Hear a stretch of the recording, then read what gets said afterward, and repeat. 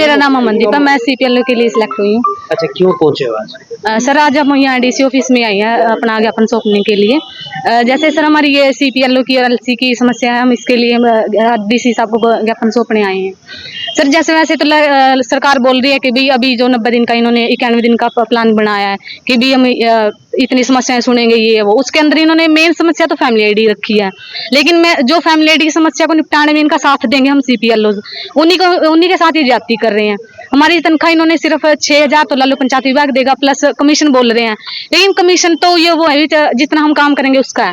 इन्होंने जैसे अभी हमारे साथ हमारे अकाउंट में इन्होंने जितने एंट्री बोला था अभी उतने डालेंगे, उतनी आपको करनी पड़ेगी। लेकिन जरूरी नहीं है कि वो एंट्री गांव वाले को, जैसे अभी अकाउंट वेरिफिकेशन का था, अकाउंट वेरिफिकेशन करने के लिए हमें उनसे बैंक की कॉपी मांगनी पड़ती है। उनको सारी बात समझाने के बाद भी गांव वाले का बैंक की कॉपी की वो नहीं देते, मतलब ना पीडीएफ देते ना कॉपी देते। तो वो हमारी वो हमारा काम भी नहीं हुआ। काम नहीं होगा तो मतलब जो कमीशन बेस बोल रहे हैं वो पैसा भी नहीं मिलेगा। मान के तो ये चलो कि हमारा सिर्फ ये 6000 ही है अभी। तो एलसी को तो जिसमें से वो भी नहीं मिलेगा, क्योंकि जब लोग काम ही नहीं करवाएंगे जाके, मतलब वेरिफिकेशन वगैरह करवाएंगे तो उसको तो वो भी नहीं मिलना। तो फिर हाँ जी, जैसे ईवीओ 6000 ही है हमारी, तो इसलिए हम चाहते हैं भी हमारी जो पे स्केल है एक तो वो फिक्स किया जाए जो हमारी टेक्निकल के हिसाब से, और किसी को मिलती है मतलब दूसरे वर्कर्स को टेक्निकल के हिसाब से, उसी हिसाब से हमें भी दी जाए सैलरी। और दूसरा चलो 6000 इन्होंने कर दी, 6000 किसी दूसरे हरियाणा में किसी दूसरी पोस्ट की भी नहीं 6000 है।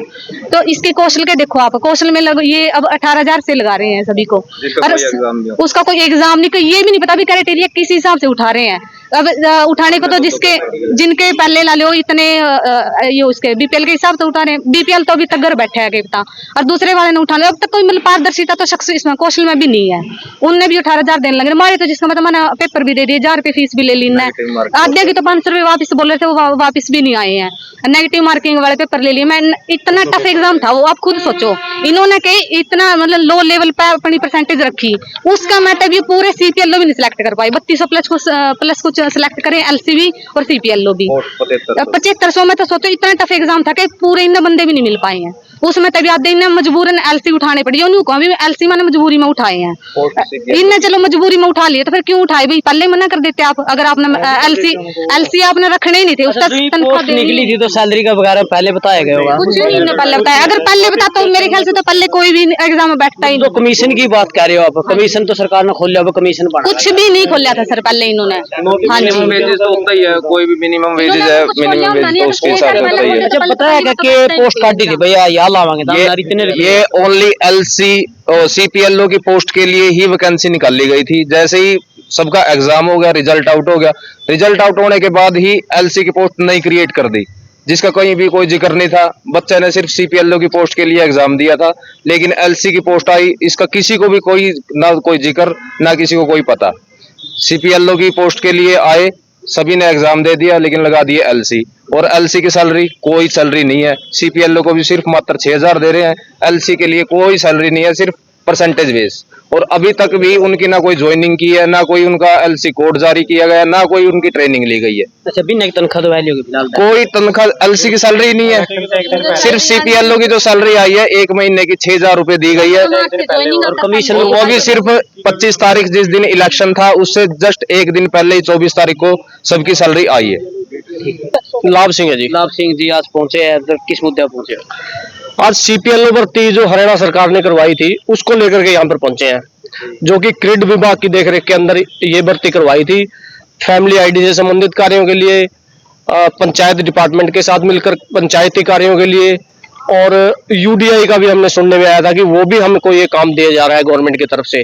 लेकिन एग्जाम देने से पहले सरकार के कुछ और इरादे थे, और एग्जाम पूरा होने के बाद, रिजल्ट आने के बाद, उसके बाद इनके इरादे कुछ और हैं। अच्छा, इरादे की बात करें तो पहले के इरादे, गरीब के इरादे बदल गए। इरादे इनके ऐसा है जी, पहले इन्होंने नोटिफिकेशन के अंदर कोई भी जिक्र नहीं किया कि कितनी सैलरी रखेंगे। इन्होंने सिर्फ एक इस तरीके का एग्जाम हमसे लिए जैसे कि कोई बहुत बड़ी लेवल का, सी ग्रुप का, उससे भी बड़ा लेवल का, नेगेटिव मार्किंग का, जो कि हरियाणा में कोई भी एग्जाम नहीं होता। लेकिन वो 2 एग्जाम लेने के बाद मेरिट लिस्ट के साथ हमको रखा गया, उसमें हमें 2 भागों में बांट दिया गया। सबसे बड़ी समस्या तो हमारी ये है कि हमें एलसी की पोस्ट ही नहीं थी कहाँ पे भी, सीपीएलओ की पोस्ट थी हमारी, उसको 2 भागों में बांट दिया गया। लेकिन उसके बाद जो सीपीएलओ की सैलरी रखी गई वो मात्र 6000 रुपए, और एलसी की जो सैलरी रखी गई वो कुछ भी रखी गई। तो 6000 रुपए में आज की बढ़ती महंगाई के दौर में 6000 में हमारा कैसे गुजारा होगा। हमारा सरकार से अनुरोध है कि इस पर पुनर्विचार किया जाए, हमारे जो एलसी साथी हैं उनको सीपीएलओ में कन्वर्ट किया जाए और हमारी सैलरी जो टेक्निकल हिसाब से हरियाणा प्रदेश के अंदर जो जॉब के अंदर बढ़ती है क्लर्क के समान, वो हमारी सैलरी की जाए। नमस्कार जी। नमस्कार अच्छा, नाम बताएं। राजेंद्र सिंह। राजेंद्र जी किस चीज की पोस्टिंग उधर क्या काम करेगा? सर ये सीपीएलओ कंप्यूटर ऑपरेटर रखे गए थे गाँव के अंदर। हमारे 2 एग्जाम हुए, एक प्री हुआ एक मेंस हुआ जिसमें नेगेटिव मार्किंग हुई जैसे कि बताया इन्होंने। तो इसके अंदर नोटिफिकेशन में कहीं भी कोई सैलरी का बेसिक पे का कोई जिक्र नहीं था, वो ना ही कोई एग्जाम का जिक्र था। पर रोकना चाहूंगा, रखे कब गए थे आपकी ज्वाइनिंग कब हुई थी? ये हमारी आचार संहिता लगने से पहले 10 तारीख को हुआ था और 15 तारीख को हमारी ज्वाइनिंग हुई है, 15 मार्च में।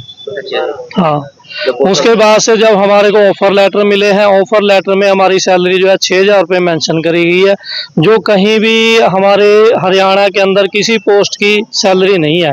इतने एग्जाम होने के बाद भी एक तो एलसी हमारे दोस्तों को रखा गया, उनको कोई सैलरी नहीं दी गई, दूसरा हमारे कोई स्केल नहीं दिया गया। तो हमारी हरियाणा सरकार से यही गुजारिश है कि हमें कोई पे स्केल दिया जाए जो क्लर्क का टेक्निकल पोस्ट का हमारा होता है, एलसी को जो है सीपीएलओ कन्वर्ट किया जाए। यही हमारी मांगे हैं सरकार से। जैसा कि अभी फैमिली आईडी का मुद्दा है, फैमिली आईडी के लिए हम सभी दिन रात काम कर रहे हैं और करने को तैयार हैं, लेकिन हमारे को 6,000 रुपये में कहीं भी कोई गुजारा नहीं हो सकता आज की महंगाई में। इसलिए हमारी जो सैलरी है वो कोई ना कोई बेसिक पे जैसी होती है उस हिसाब से लगाई जाए। किसी कंपनी के थ्रू लगाए गए थे या फिर आप सरकारी? नहीं, ये सरकार ने सीधा नोटिफिकेशन निकाला था। क्रीड विभाग के सिटीजन रिसोर्स इंफॉर्मेशन डेवलपमेंट का जो है और पंचायत विभाग, उनके संयुक्त उसमें रखा गया हमारे को। सैलरी कौन देता आपको? सैलरी जो हमारी एक सैलरी आई है 6,000 रुपये, वो क्रीड डिपार्टमेंट से आई है अभी तक। ज्ञापन देने भी पहुंचे जी? हाँ जी, हाँ, हम ज्ञापन देने आज पहुंचे हैं, एक पहले भी दे चुके हैं। डीसी साहब का ज्ञापन देने के लिए पहुंचे हैं इसी विषय में। लोगों को गुमराह करने के लिए एक नारा दे रखा है जी। गुमराह करने के लिए मैं कहूंगा कि ये जो सरकार है वर्तमान में, ये बिना खर्ची बिना पर्ची की सरकार है। लेकिन सीपीएलओ भर्ती को लेकर के मैं इसके साथ एक बात और जोड़ना चाहूंगा कि ये बिना खर्ची बिना पर्ची बिना सैलरी की सरकार है। एक बिना सैलरी वाली आज तक कौन सी जॉब है ऐसी हरियाणा प्रदेश के अंदर? दूसरे स्टेटों में अगर हम बात करें तो यूपी की मैं बात उठाऊं, कल की ही एडवर्टाइजमेंट आप देख लीजिएगा, आप राजस्थान के अंदर देख लीजिएगा, जो सीपीएलओ पंचायत सहायक हैं उनकी 20,000 प्लस सैलरी है। लेकिन हमारे यहाँ पे 2-2 एग्जाम हुए, उनके एग्जाम भी नहीं हुए। हमारे यहाँ पे 2-2 एग्जाम हुए हैं, 2-2 एग्जाम होने के बाद भी हमारे एलसी साथियों को तो कुछ भी नहीं है, वो तो बिल्ले मजदूर फंस गए इनको। और जो सीपीएलओ उनको 6,000 का चुप्पा दे रखा है। 6,000 रुपए में आज हमारा किसी का ऑफिस 25 किलोमीटर पड़ता है घर से, किसी का 20 किलोमीटर पड़ता है, ऐसे में तो पेट्रोल का भी पूरा नहीं होता उनका। तो हमारा सरकार से हमारा निवेदन है कि सरकार इसकी तरफ ध्यान दे, नहीं तो मजबूरन हमें सड़कों पे उतरना पड़ेगा। और यही हम सब आज इस चीज को लेकर के आज हम डीसी कैथल को ज्ञापन देने के लिए आए हैं। अच्छा, आप ड्यूटी कर रहे हो कि नहीं कर रहे हो? बिल्कुल हम ड्यूटी कर रहे हैं जी, हमको काम दिया गया हुआ है, हमको आइडिया बकायदा दे रखी है, हम काम कर रहे हैं गांव में, डोर टू डोर जाकर के हम लोगों की समस्याओं को हल कर रहे हैं। फैमिली आईडी को लेकर के भी, चाहे वो इनकम वेरिफिकेशन का काम है, चाहे वो एज वेरिफिकेशन का काम है, जो भी हमें टास्क दिए जा रहे हैं हम उनको पूरा कर रहे हैं। लेकिन सैलरी की तरफ हमारी तरफ सरकार को ध्यान नहीं दे रही है। तो निवेदन है सरकार से कि इस पे ध्यान दिया जाए।